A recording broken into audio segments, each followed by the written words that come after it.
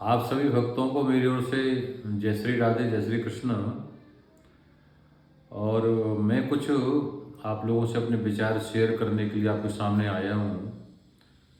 मेरे पास में बहुत से लोग प्रश्न करते रहते हैं, तो जिसने प्रश्न किया उसी के प्रश्न का उत्तर दूसरे को दे दिया जाएगा, तो फिर सबको सब चीज़ की जानकारी नहीं हो सकती है। तो मैं उन सारे प्रश्नों को आप सभी से शेयर करना चाहता हूँ। पहला प्रश्न किसी भक्त ने किया है कि वृंदावन में इतने मंदिर हैं भगवान कृष्ण के, लेकिन सभी मंदिरों में ठाकुर जी की जो छवि है, कृष्ण की जो छवि है, वो अलग अलग क्यों है?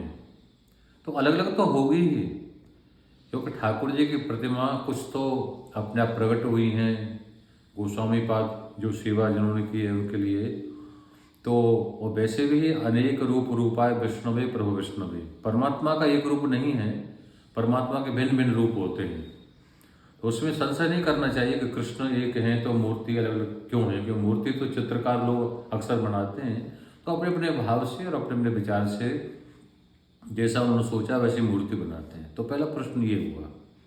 तो उनके इस प्रश्न का उत्तर ये हुआ कि भगवान का रूप कोई प्रतिबंधित नहीं है कि ऐसा ही रूप है, भगवान का अनेक रूप आएगा। भगवान नाना प्रकार की छवि, जैसे लीला करते उसी प्रकार की छवि भगवान के प्रत्येक मंदिर में विराजमान है। दूसरा प्रश्न किया किसी भक्त ने कि मेरे पूज्य पिताजी के लिए मेरे मन में गोदान करने के लिए बहुत दिन से बात है। मैंने सोचा था कि पिताजी के निमित्त मैं गोदान करूं, लेकिन धन के अभाव के कारण मैं गोदान नहीं कर सकता, तो उसके लिए क्या करें? तो ठीक है, बहुत से ऐसे लोग हैं जो पूर्ण संकल्प कर लेते हैं, लेकिन संकल्प पूरा करने में धन के अभाव में नहीं कर पाते, तो उसमें कोई बात नहीं। जब तक धन की व्यवस्था न हो तब तक आप गौ सेवा तो कर सकते हो। और गौ सेवा केवल धन से ही नहीं होती है, तन से भी होती है और मन से भी होती है। तो जहाँ भी आपको गौ माता का दर्शन होता है, आप ज़्यादा सेवा न करें, गौ के ऊपर में आप हाथ फिराएंगे हैं, तो गौ माता इससे आशीर्वाद देती हैं। ठीक है ना? तो ये दूसरे प्रश्न का उत्तर ये हुआ कि अभी दान करने की स्थिति में नहीं हो तो अपने शरीर से आप गौ सेवा करो, मन से गौ सेवा करो। यदि कोई गौ माता तक नहीं पहुंच पाता है किसी कारणवश, तो कम से कम मन से गौ माताओं के लिए मंगल कामना करें कि गौ माता ठीक रहें, स्वस्थ रहें। तो दूसरे प्रश्न का उत्तर ये हुआ। तीसरा जो प्रश्न मेरे पास में है वो यह है कि महाभारत ग्रंथ को लेके बहुत से लोगों के मन में बड़े नाना प्रकार के संशय पले हुए हैं कि महाभारत को आज भी बहुत से लोग अपने घर में नहीं रखते हो। बहुत से लोग नहीं रखते हैं क्योंकि उनका विचार ये है कि महाभारत रखने से घर में महाभारत होता है, लड़ाइयाँ होती हैं। ये निरर्थक विचार है, इसमें सार्थकता नहीं है। आप लोगों को शायद इस बात का न पता हो, लेकिन कुछ लोगों को पता भी होगा कि जो भगवद गीता है, श्रीमद् भगवद गीता, ये भी महाभारत का ही अंग है। जब गीता सब घर में रह सकती है तो महाभारत क्यों नहीं रह सकता, बताइए? क्योंकि भगवान वेदव्यास भगवान नारायण के 18वें अवतार हैं। तो परमात्मा वेदव्यास, भगवान वेदव्यास यदि लिखेंगे तो किसी के अमंगल के लिए तो नहीं लिखेंगे। तो ये निरर्थक जो धारणा है लोगों ने बनाई हुई है, ये आपकी नासमझी है। महाभारत को 5वां वेद कहा गया है। जो वेदों में नहीं लिख पाए वेदव्यास, तो वेदों में जो लिखने से बाकी रह गया उसको महाभारत में लिखा। तो महाभारत ग्रंथ को रखने से घर में कलह कलेश होता है, ऐसी मान्यता किसी मूढ़ता के कारण ही हमारी समाज में ये प्रचलित हुई है। तो मैं तो यही निवेदन करूंगा, यदि महाभारत आपको उपलब्ध है तो अपने घर में रखें, उसको पढ़ें, आपको उससे कोई हानि नहीं होगी। उसके बाद में जो मेरे पास प्रश्न है कि राम जी की मृत्यु कैसे हुई,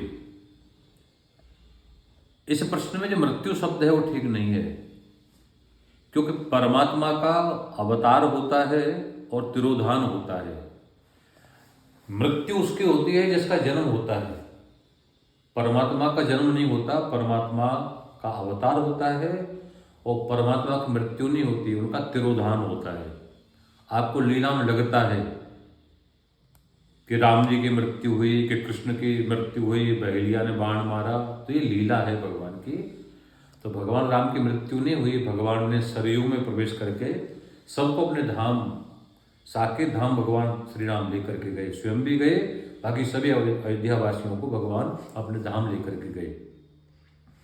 उसके बाद जो प्रश्न है वो यह है कि संजय ने धृतराष्ट्र महाराज को जो गीता सुनाई, तो वो जो दिव्य दृष्टि जो पाई थी संजय ने, महाभारत हो रहा था कुरुक्षेत्र में, और हस्तिनापुर में ये सारा दृश्य, सारी कथा, सारी गीता जो कृष्ण बोल रहे थे वो संजय धृतराष्ट्र महाराज को सुना रहे थे। तो धृतराष्ट्र महाराज को जो सुना रहे हैं संजय गीता, तो उसमें ये प्रश्न है कि संजय ने उस दृष्टि को कहाँ से पाया, दिव्य दृष्टि को कहाँ से पाया। तो इसका उत्तर भगवद गीता के 75वें श्लोक में है। उसमें लिखा है व्यास प्रसादा श्रुत। संजय ने खुद कहा है कि भगवान वेद व्यास के प्रसाद से मैंने गीता का दर्शन भी किया, कृष्ण जो गीता बोल रहे थे उसका दर्शन भी किया, श्रवण भी किया, और उसी प्रसाद स्वरूप मैंने उस गीता को महाराज धृतराष्ट्र को श्रवण कराया है।